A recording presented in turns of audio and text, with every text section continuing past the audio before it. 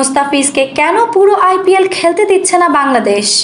সব ঠিক থাকলে আইপিএল থেকে 2 মে বাংলাদেশে ফিরবেন মুস্তাফিজুর রহমান। মূলত জিম্বাবুয়ের বিপক্ষে সিরিজে মুস্তাফিজকে খেলানোর পরিকল্পনা বিসিবির, তাই আইপিএল এর পুরো আসরের জন্য মুস্তাফিজকে এনওসি দেয়নি বোর্ড।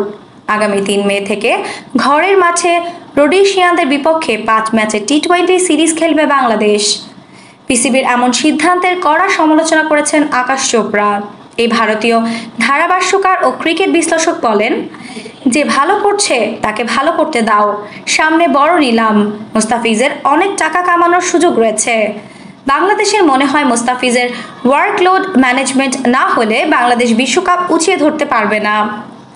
কয়েকদিন আগেই মুস্তাফিজকে আইপিএলে না খেলিয়ে জিম্বাবুয়ে সিরিজে খেলানোর ব্যাখ্যা দিয়েছেন বিসিবির ক্রিকেট অপারেশনস বিভাগের প্রধান জালাল ইউনুস চৌধুরী।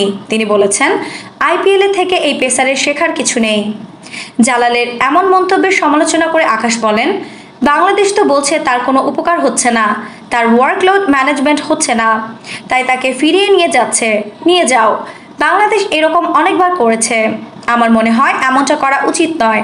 বিশ্বকাপ ঘনিয়ে আসছে, ভারতের ক্রিকেটাররাও যাবে। আমি বুঝতে পারছি না বাংলাদেশ কেন এমনটা করছে। মুস্তাফিজ চলে যাচ্ছে, চেন্নাইয়ের হয়ে খেলতে পারছেন না। এই ম্যাচে তাকে পাওয়া যাবে, তবে অল্প কিছুদিন তাকে আর পাওয়া যাবে। বাংলাদেশ কেন এমনটা করছে? আমার ভাইকে খেলতে দাও না, চেন্নাইয়ের কিছুটা ক্ষতি হবে, যোগ করেন আকাশ। আফসানা নওরিন, বাংলা স্পোর্টস।